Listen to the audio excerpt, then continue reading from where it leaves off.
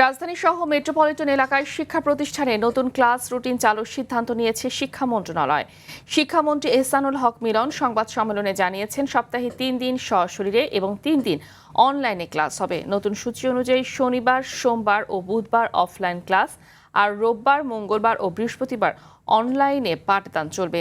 আগামী সোমবার থেকে পরীক্ষামূলকভাবে এই সিদ্ধান্ত কার্যকর হবে। বিশেষ করে যেসব প্রতিষ্ঠানে শিক্ষার্থীর সংখ্যা বেশি, সেখানে শিক্ষকদের বিদ্যালয়ে উপস্থিত থেকে অনলাইন ক্লাস নেওয়ার নির্দেশনা দেওয়া হয়েছে। পাশাপাশি ইন্টারনেট সহ প্রয়োজনীয় সুবিধা নিশ্চিত করার উদ্যোগ নেওয়া হচ্ছে।